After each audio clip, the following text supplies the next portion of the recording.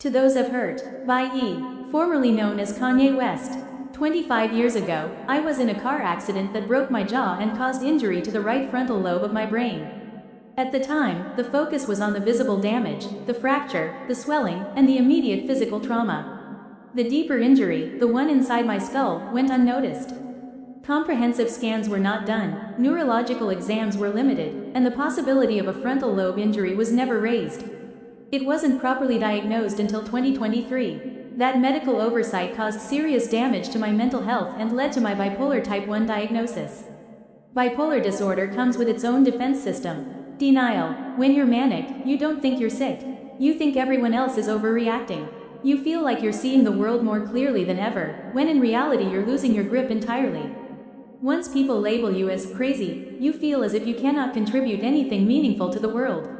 It's easy for people to joke and laugh it off when in fact this is a very serious debilitating disease you can die from. According to the World Health Organization and Cambridge University, people with bipolar disorder have a life expectancy that is shortened by 10 to 15 years on average, and a 2x-3x higher all-cause mortality rate than the general population. This is on par with severe heart disease, type 1 diabetes, HIV, and cancer, all lethal and fatal if left untreated. The scariest thing about this disorder is how persuasive it is when it tells you, you don't need help. It makes you blind, but convinced you have insight. You feel powerful, certain, and unstoppable. I lost touch with reality. Things got worse the longer I ignored the problem. I said and did things I deeply regret.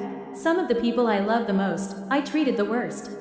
You endured fear, confusion, humiliation, and the exhaustion of trying to love someone who was, at times, unrecognizable. Looking back, I became detached from my true self. In that fractured state, I gravitated toward the most destructive symbol I could find, the swastika, and even sold t-shirts bearing it. One of the difficult aspects of having bipolar type 1 are the disconnected moments, many of which I still cannot recall, that lead to poor judgment and reckless behavior that oftentimes feels like an out-of-body experience. I regret and am deeply mortified by my actions in that state, and am committed to accountability, treatment, and meaningful change. It does not excuse what I did, though. I am not a Nazi or an anti-Semite. I love Jewish people, to the black community, which held me down through all of the highs and lows and the darkest of times. The black community is, unquestionably, the foundation of who I am. I am so sorry to have let you down. I love us. In early 2025, I fell into a 4-month-long manic episode of psychotic, paranoid and impulsive behavior that destroyed my life. As the situation became increasingly unsustainable, there were times I didn't want to be here anymore. Having bipolar disorder is not a state of constant mental illness. When you go into the manic episode, you are ill at that point. When you are not in an episode, you are completely normal. And that's when the wreckage from the illness hits the hardest. Hitting rock bottom a few months ago, my wife encouraged me to finally get help. I have found comfort in Reddit forums of all places. Different people speak of being in manic or depressive episodes of a similar nature.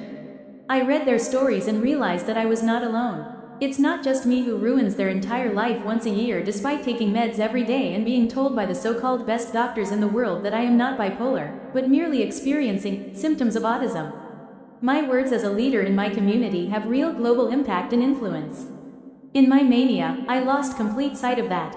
As I find my new baseline and new center through an effective regime of medication, therapy, exercise and clean living, I have newfound, much-needed clarity.